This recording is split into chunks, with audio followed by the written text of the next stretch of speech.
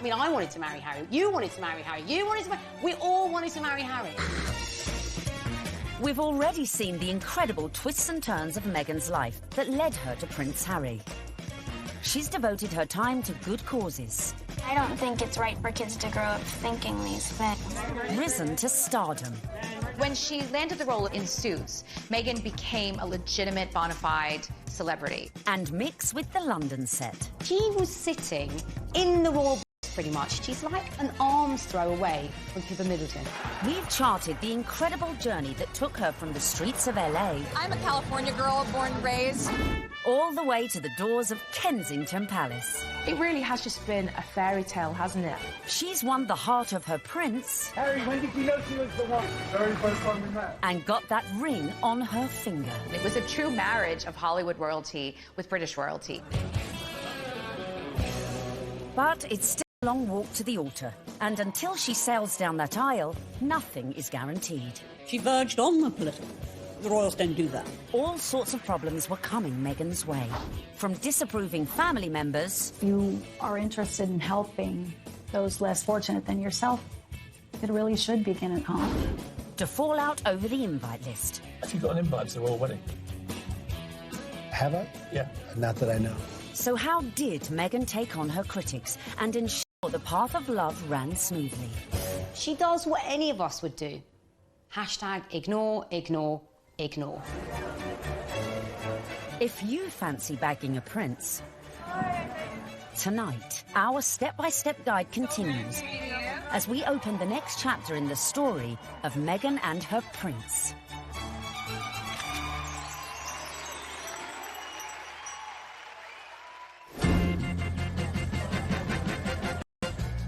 Meghan and Harry were united in their passion for change. And in the months following their engagement, Meghan had thrown herself into charity, winning the hearts of the British public. It was clear from day one that she was like a duck to water. She is absolutely natural at this. Very engaging, very warm, lots of eye contact. Harry was showing off his new fiancée far and wide, and she charmed everyone from all walks of life, including those who walked on four legs. She even wore a matching coat for the occasion. You can see the American effect of Meghan Markle in every single photo call and every single walkabout. When Meghan goes on walkies with Harry, she's hugging people. In Nottingham, the couple visited charities that were close to Harry's mother's heart. You could see the pride in Prince Harry. I mean, it was a joy to watch. While back in London, a visit... Everyone is listening, and I'm in the same room as the royal couple right now. They actually shook my hand. I didn't expect that. I thought, you know, it would just be a distance. They were pretty cool. It was a real nice, good, feel-good factor. They should come more often. They really should.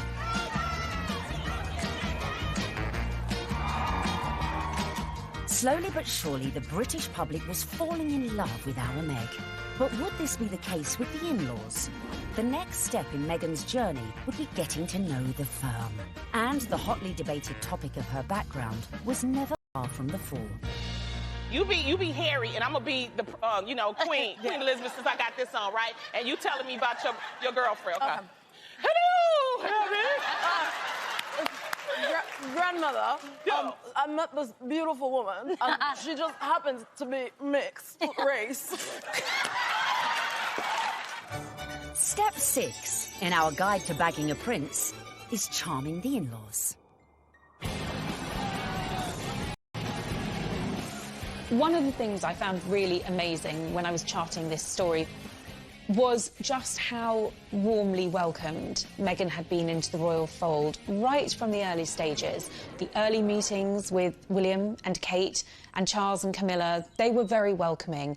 And actually the speed at which Meghan was introduced to the Queen was very surprising. When I looked back at Harry's relationship with Chelsea, it was several years before Chelsea was introduced. Queen Cressida, who dated Harry for 2 years, was never introduced to the Queen, but within a matter of mere months of dating her, Harry had Meghan meet the Queen.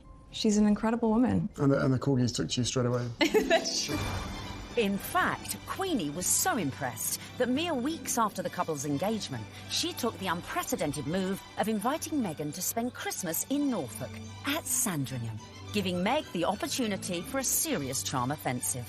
It was a tremendous with convention that the Queen invited Meghan, who was, after all, just a fiancée, to Sandringham, because normally it's just the wives and the husbands of members of the royal family who are allowed there. I was told that the Queen's feeling was this. She's preparing to give everything up for her grandson. Her career, her identity, her nationality, her home in Toronto, everything to be with Harry. And the Queen's feeling was the very least we can do is to make her welcome at Christmas. It does show that the Queen is walking in step with the change of the guard at Buckingham Palace. This would have been a far different Christmas to the one Meghan spent in LA the previous year, with the historic 20,000-acre estate playing host to all sorts of... Had to get a head around quite a few royal family traditions. They open their presents on Christmas Eve. The presents that they exchange aren't what you'd really expect for members of the royal family. They tend to share really jokey presents with one another. In America, you know, things will come beautifully wrapped and be quite extravagant. And this is the other end of the sphere. You're admired if you find somebody's given you an unusual spoon to stir cakes in or an unusual thing to keep your corgis in. Meghan would have to embrace all these funny little customs, and clearly she did. After spending the night in her unfamiliar surroundings, the bride-in-training faced her public in that most royal of festive traditions. The post-service walkabout at St Mary Magdalene Church. Well, the Sandringham church photo is the timeline through history. You have a snapshot every year of those people closest to the throne. Now, often you're looking at a picture of a child who was barely able to walk perhaps a year ago, and suddenly they come out of the church. That image will change. In a few years' time, we'll have those couples and their children will be going to church. In a few more years' time, and you may not have the older generation. This year, of course, was Meghan's year. The presence of the royal fiancé drew crowds that were even bigger than usual. The world's media was also out in force, but it was a member of the public who would snap the photo that cemented just how much Meghan was in with the younger royal crowd.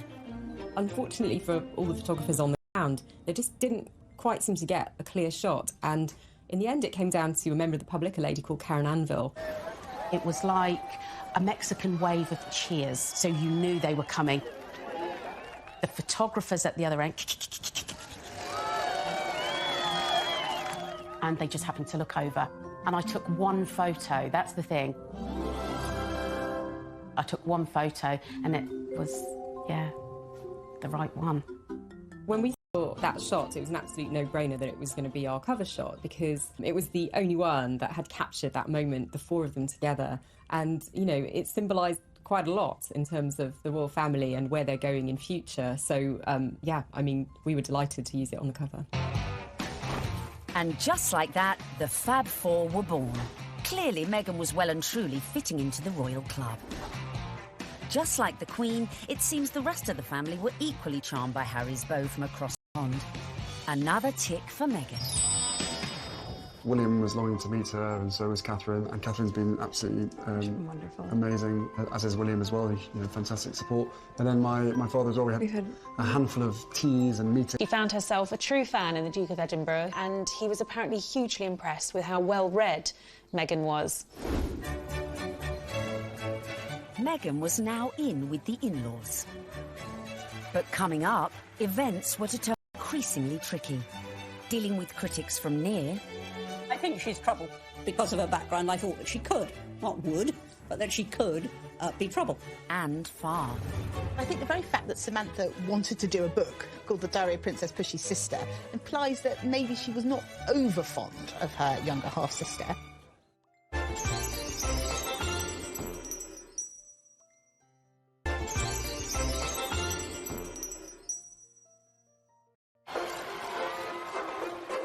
Meghan was proving popular with the in-laws, the friends, and was now conquering the British public.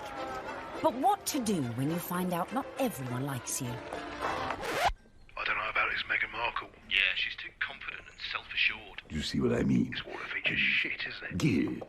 Oh my God, I thought I was doing so well.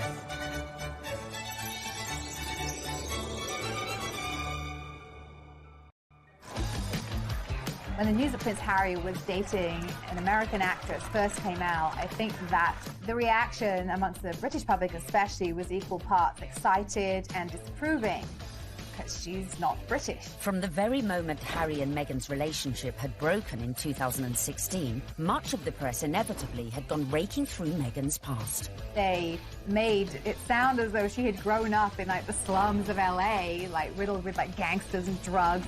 With some reports focusing on the breakup of her parents' marriage and her relationship with her half-siblings. Time is 7 minutes. Harry didn't help matters when he went on to guest edit BBC Radio 4's Today programme. It started well. Morning. Very good to see you. He got some of his mates on the show, like this guy. Okay. Do I need the British accent? But if you start using long pauses between the answers, you're probably going to get the face. Let me see the face. Oh, okay. But during the course of the programme, Harry answered one question about Meghan. It was your future wife's first Christmas with the in-laws. How was it? She really enjoyed it. The family loved having her there, and it's the family that I suppose she's never had. It's the family that I suppose she's never had. But Harry's comments did not go down well with one member of his future wife's family. Meghan's half-sister Samantha was very cross with what Harry said on the Today programme about the family not being close or a normal family. Samantha tweeted that that was really not the case, and she defended their family as a normal family, a close family, a loving family, and didn't understand what Harry was talking about. A book called Diary of Princess Pushy's Sister. I think the very fact that Samantha wanted to do a book called The Diary of Princess Pushy's Sister implies that maybe she was not over fond of her younger half-sister and maybe is a little conflicted about Meghan's success. There's no bigger media vulture with this wedding than you, is there, Miss Markle? I mean, how you have the gall to come on here and talk about media vultures? You're doing a book called The Diary of Princess Pushy's Sister. You've been trashing her for 2 years, you little vulture. I've made it clear in several interviews that you can't judge a book by its cover, and similarly, you can't judge a book by its title. Samantha also criticised Meghan's charity work. If you are interested in helping those less fortunate than yourself, it really should begin at home.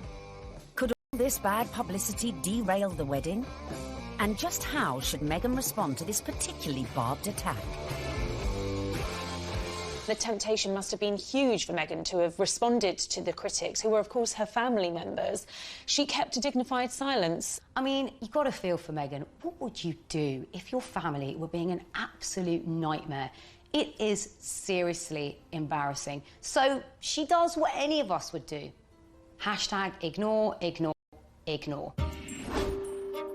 But would Meghan be able to keep her composure in the face of her next critic? A certain ex-Tory MP, a die-hard royalist, who voiced her doubts about Meghan, not in private, but in the most public setting possible, the celebrity Big Brother house. OK, let's take a vote. I think she's trouble. How long do you think she's going to be? 5 years, 10 years, 20 years?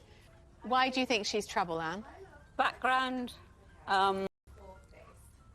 attitude, I worry. She's older than him. She's been married before. Yes. I add it all up and I'm uneasy, but there we go. Quite frankly, I was shocked when Anne Widdecombe said that what she said. I mean, I've always thought that she was a sensible woman. She seems to be jumping to conclusions without looking at any evidence. The ex-minister's comments sent the Twitter sphere into meltdown. When I was on Big Brother, I was called every and every ist going. I was homophobic, xenophobic, racist, sexist, misogynist. Nothing I said could have been remotely construed as racist by any sensible observer. I mean, all I said was I thought that because of her background, and I was thinking of freewheeling Hollywood background, you know, former marriage, all the rest of it, that because of her background, I thought that she could, not would, but that she could be trouble. She had, I think, the older generation's view of this is an outsider, a foreigner coming into a very British world. The thing that all of us have to do is adapt. We're in the here and now. Embrace.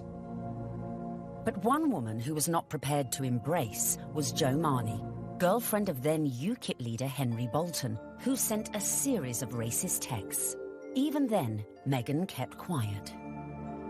The royals' mantra is often put up, shut up. You Can't be seen to always answer back. You do have to put up at points. So actually her approach, maintaining that dignified silence, not justifying or even giving any credence to these claims, some of which were really quite unpleasant, well, it was a very royal approach to things. Look, Meghan is showing the makings of a true princess. You've got to have that decorum. You've got to, on some occasions, actually, you know, keep silent and pick your battles. Even more flack came Meghan's way when she took to the stage with her potential prince, his brother and Kate at the Royal Foundation in February 2018.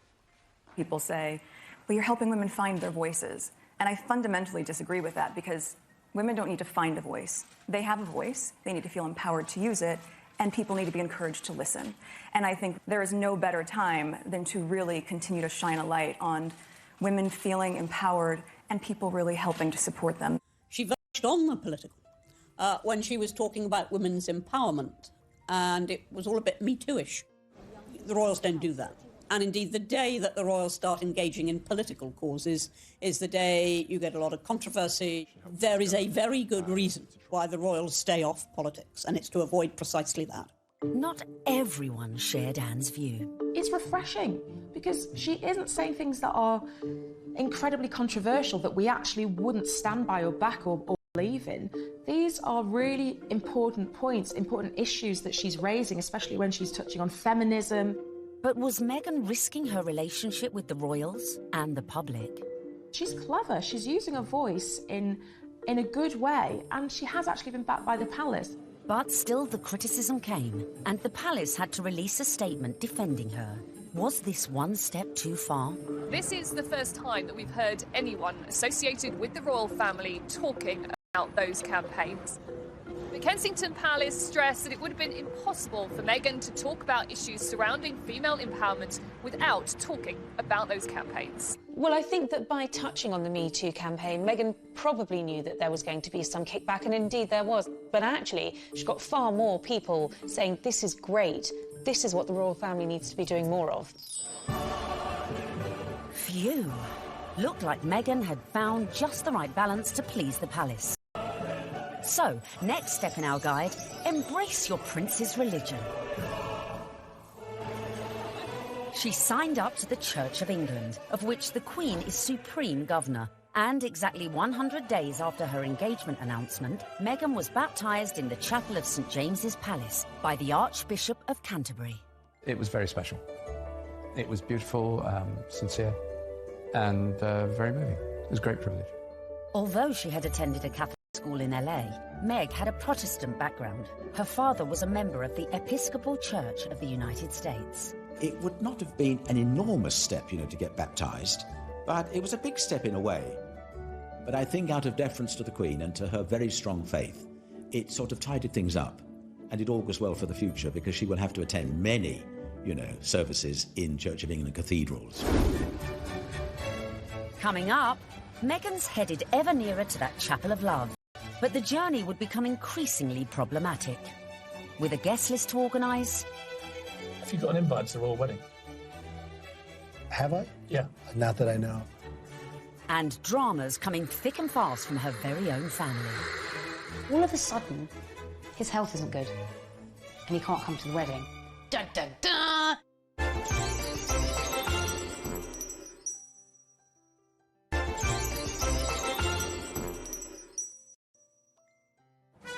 Welcome back, where we find Meghan almost at the final furlong of her romantic journey. But managing your wedding carefully was not to prove so easy for our Meg. First hurdle, the date. The wedding of Prince Harry to Meghan Markle. The date, the 19th of May, 2018. Recent royal weddings had all been held on weekdays, but not this one. I think that they thought, we want people to enjoy this, so why not do it on a Saturday? And if you think about most weddings that you and I go to, they're at the weekend. So why wouldn't you follow suit? But there was one reason to avoid that Saturday. It had already been announced as the date of the FA Cup final. As president of the Football Association, Harry's brother Prince William was expected to take his usual place in the royal box at Wembley. And millions more were looking forward to watching the game on TV. I think my wife would probably want to see the wedding. So what I'll probably do, I'll probably leave her on her own, maybe with some of her friends. I'll go somewhere else where like-minded people want to watch the FA Cup final. I would so prefer to watch a royal wedding, not interested in football. Harry and Meghan solved the problem for TV viewers. They announced that their ceremony would begin at noon, several hours earlier than kick-off time. But Wills decided to avoid the fixture clash altogether. Next hurdle, the tricky protocol of who to invite to the royal wedding. Have you got an invite to the royal wedding? Have I? Yeah. Not that I know of. Would you like to go? I want them to be happy. I really want them to be happy. They look like a lovely couple. Meghan Markle did say you were a divisive misogynist. Well, I still hope they're happy. It was a source of quite a lot of amusement for comedians in the US who like to take every opportunity they can to poke fun at him. So Donald Trump is mad because... The corgis were brushed, and all was looking rosy for the big day, and for Meghan to finally become Mrs. Prince Harry. Until... That week lead up to the wedding was like watching an episode of EastEnders. It was an extraordinary week, completely overshadowed by the debacle over Mr. Markle. We were told that Thomas Markle would be walking his daughter down the aisle. In fact, a story that broke the weekend before in the Mail on Sunday undid all of that. Thomas Markle was revealed to have been staging fake pictures for the press to bolster his image pre-wedding for the reported sum of $100,000. First of all, the pictures are leaked. Her dad is posing for pictures with paparazzi. Such was the embarrassment Mr. Markle felt he'd caused to his daughter that at the 11th hour he pulled out of the wedding. It got so confusing. It was like, is he going to be coming to the wedding? Isn't he? Meghan, I was told, was utterly heartbroken. She said that she forgave him for the photographs and she wanted him there to walk her down the aisle on the big day, and he agreed that he would do it. Until, all of a sudden, his health isn't good and he can't come to the wedding. Dun, dun, dun. Thomas Markle said he felt that the heart attack had probably been brought about by his son to getting out of this wedding, and that his sister was nothing but trouble. The whole of the country was talking about this. What is going to happen? And then finally, we had a statement. It was a roller coaster of emotions, in fact, prompted Meghan to issue her very first solo public statement. And very tellingly, that statement began with the word sadly. Must have been really difficult, because in the end, you know, it was announced that her father wasn't be coming. Added to that, parts of the family just descended en masse without an invitation. Former sister-in-law Tracy Dooley, that's ex-wife of the half-brother who just trashed Meghan in a letter, jetted into Heathrow with sons Tyler and Thomas, plus a shed-load of baggage, in every sense. There's more likelihood that I would have got an invite. They turn up, got all the suitcases, you see them having their pictures taken in the airport, you're thinking, what is going on here? Because apparently they either think they're going to get a last-minute, you know, somebody cancelled, you can come to the wedding now, or they're just going to make money off the British media and do loads of interviews. It's all about the... Be a pretty exclusive event. Right. So, I mean, if they feel like they would like to invite us, we'd be honored, and if not, we're going to be cheering her on and Totally supporting her no matter what. And then on top of all of this, Meghan has to find out that her nephew Tyler is growing cannabis and has even called his special batch the Markle Sparkle. I mean, it was just disastrous from start to finish, and I think actually everyone, not just Meghan, was pleased when they packed their bags and went right back to where they came from. Cue an epic sigh of relief at the palace. Despite all these problems, the wedding stayed on track, which brings us nicely to step 11.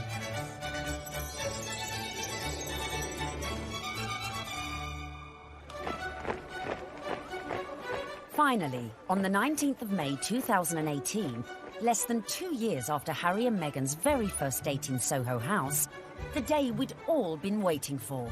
The world tuned in for the fairy tale wedding of the century. Let's face it, if you're marrying a prince, you may as well pull out all the stops. Meghan and Harry really did have the ultimate fairy tale wedding. You know, they didn't choose St. Paul's Cathedral, where, of course, we saw Charles and Diana wed. They didn't choose Westminster Abbey, like William and Kate. They chose Windsor, which is a lot smaller and feels a lot more private. I was there at the wedding on the day, and Windsor felt like literally a fairy tale come to life. Everything was magical. And the 600 guests drifted in. It was a veritable who's who of the world's A-listers, from music, film and sport. I think this was the very first really modern royal wedding that we've ever seen, and it was Idris Elba, George Clooney and Amal, and a cast of suits. You had Hollywood stars mingling with British aristocracy. It was extraordinary to see. By the time HRH arrived, the atmosphere at Windsor was electric, with 200 representatives from the Prince's charities among the 2,640 cheering onlookers. Meghan's bridesmaids and page boys included Princess Charlotte and Prince George, plus the children of some of her closest friends. Sporting the uniform of the Blues and Royals, the regiment Harry served in the army, the groom arrived with a familiar-looking best man.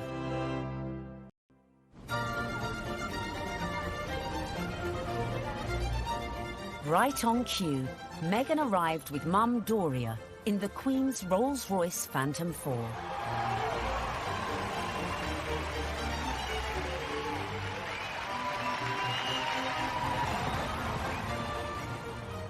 The wedding was phenomenal. The wedding was amazing. I mean, we all wanted to see what she was wearing. And we weren't disappointed when Meghan stepped out in a Givenchy dress with a veil featuring flora and fauna from 53 Commonwealth countries. Topped off with her something borrowed from the Queen, Queen Mary's diamond bandeau tiara.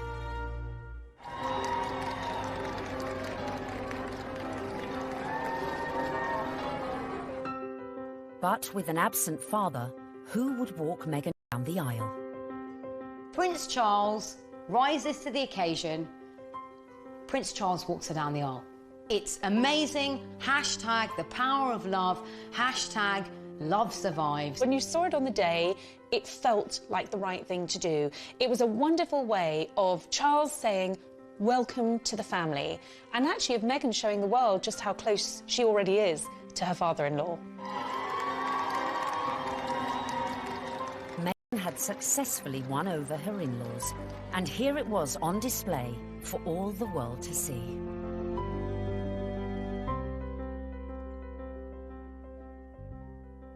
It was lovely. It was really lovely. It felt positive, and yeah, you couldn't help but smile watching it. When the night has come. So, not only had Meghan married a prince, but she had ensured that their wedding would be one that the British public would never forget. And neither would the 60 million who tuned in from around the globe. No, I won't. Courtiers to expect some surprises, but I don't think anyone expected quite what we saw, listening to that incredible gospel choir, which was a beautiful touch and a wonderful nod to Meghan's dual heritage. Stand by me. Stand by me. Inside you've got gospel choir, you know, raising the roof with the music. You've got the Reverend Michael Curry. I think without a doubt, Michael Curry was one of the stars, one of the unexpected stars of the day. I don't think anyone was expecting his sermon. I certainly don't think the royal family were expecting his sermon, because the look of surprise, and I might say bemusement and bewilderment on some of their faces seemed to suggest that they were quite taken aback. We must discover the power of love, the redemptive power of love. And when we do that, we will make of this old world a new world. He started speaking. He just had everybody on the edge of their seats, whether you were there or you were watching it on the television. The room felt alive. I don't think St George's Chapel has ever heard such an effusive address, or heard Martin Luther King quoted in that way. There's power in love. Don't underestimate it. Don't even over-sentimentalize it. There's power in love. You know, there is power in love, and if we hadn't heard it once, it was drilled into us, so we knew that by the end of his sermon. Well, there's power. Power in love. Her family weren't there. It was just her mother. But her story, her African-American heritage, that was all beautifully reflected in the ceremony and in the day itself. All these things that are really very Meghan just made you realise how much more the world is coming together. It was poignant, powerful stuff. Meghan, I give you this ring. Meghan, I give you this ring. As a sign of our marriage. As a sign of our marriage. By the joining of hands and by the giving and receiving of rings. I therefore proclaim that they are husband and wife. She'd done it. She'd got the ring and she'd married her prince. Watching that wedding, you know, even if you're not a royalist and you're not a romantic, you really couldn't help but be taken in by it because it was two people that actually seemed like they were really in love, which on any level is just so nice to see.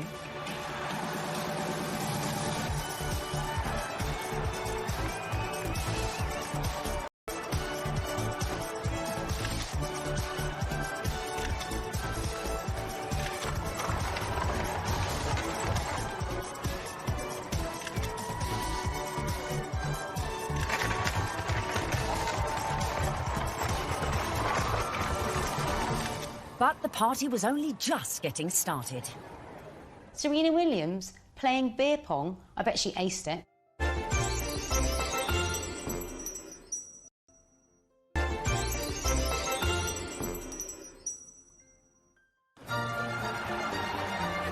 Meghan had gone from actress to duchess. And our penultimate tip, really for those who've gone and bagged their prince, is celebrate with the best ever party.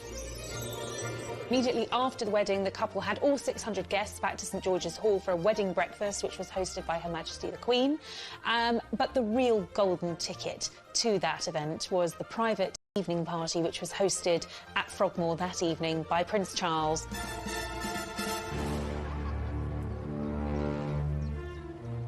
We saw, of course, Meghan's dress for the after party, which was by Stella McCartney. She looked glamorous. Harry looked like James Bond walking out of the palace to get into their vintage Jaguar. This was a very modern, sexy, gorgeous couple. We saw the couple speed away in that beautiful blue E-Type Jaguar. Meghan resplendent, it has to be said. Harry looking more James Bond than Prince Harry.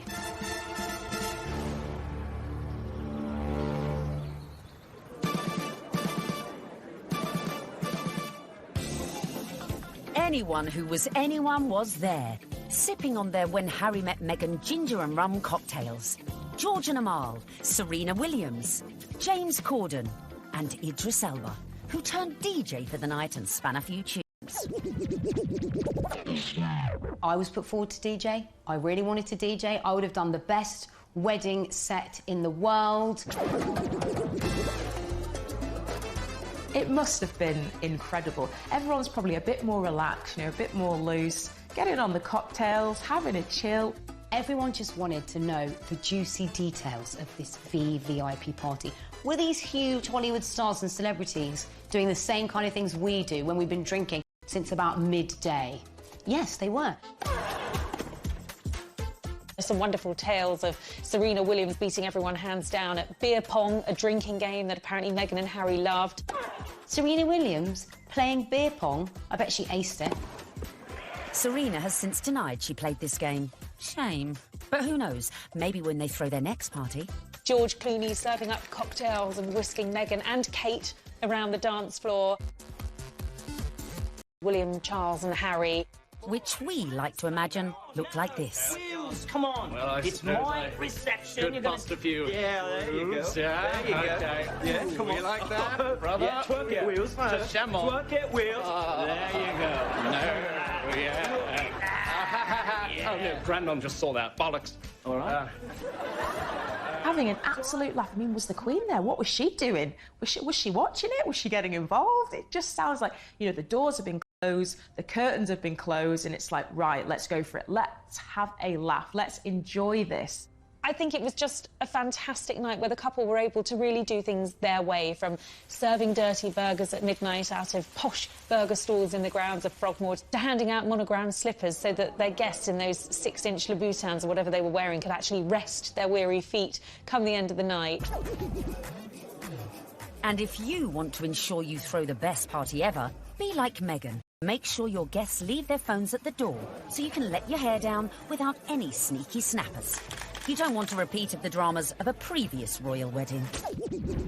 10 years earlier, the same venue had hosted the wedding reception of Harry's cousin, Peter Phillips, and his wife, Autumn Kelly, who provoked a scandal when, unbeknownst to most of the guests, they sold photos of the private bash to Hello magazine for £500,000. Generally, what happens in the private do's stays in the private do's. There are no cameras there, or none of our cameras are there. So what happened with Peter and Autumn's wedding is controversial and unusual. The junior royals host a wedding ceremony, which is where they're supposed to be the private situation, the most private the royals are ever in, inside their own home, for goodness sake.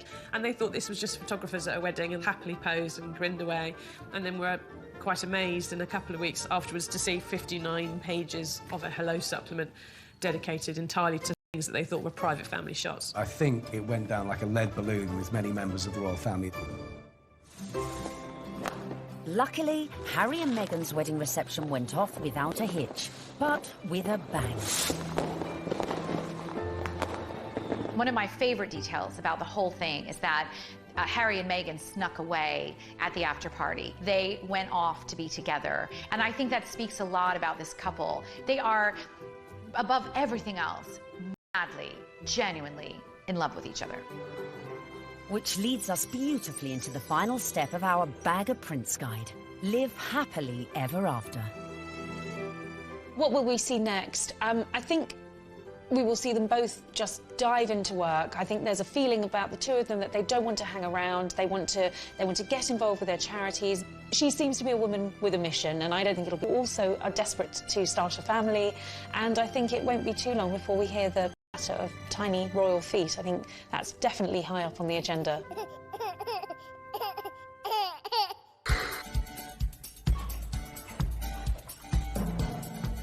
So there you have it.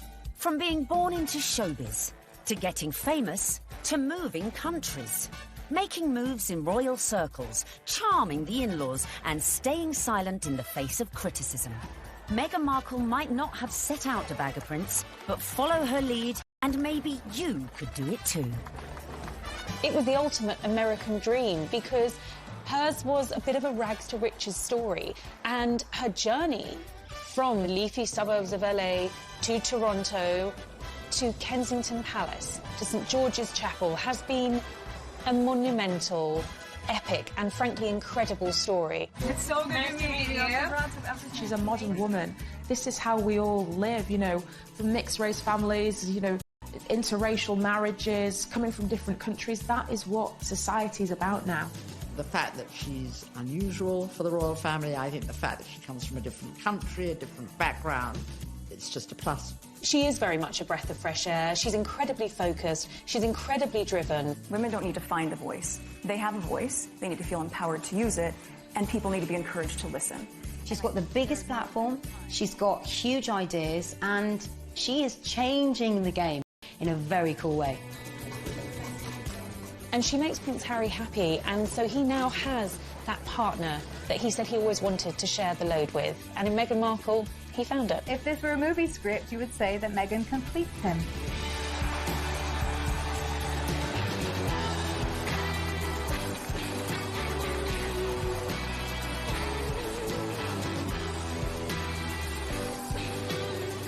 It's an incredible rags to riches story. It's amazing. I'm so jealous.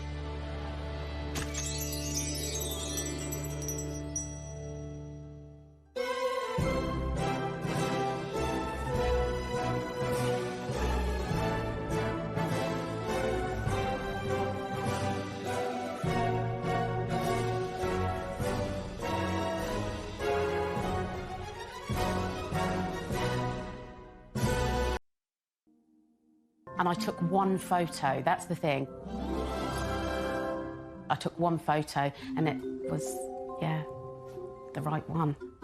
When we saw that shot, it was an absolute no-brainer that it was going to be our cover shot because it was the only one that had captured that moment, the four of them together. And, you know, it symbolised quite a lot in terms of the royal family and where they're going in future. So, yeah, I mean, we were delighted to use it on the cover. And just like that, the Fab Four were born. Clearly, Meghan was well and truly fitting into the royal club.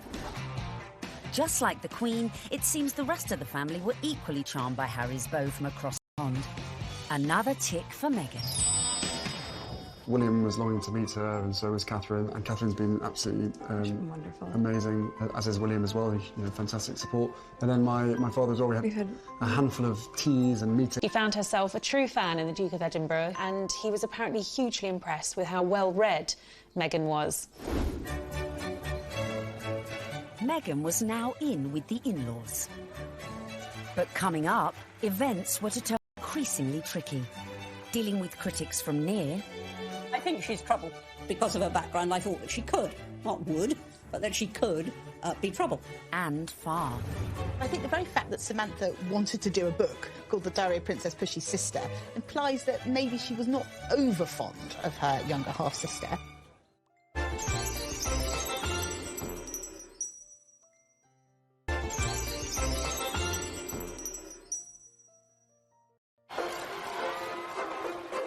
Meghan was proving popular with the in-laws, the friends, and was now conquering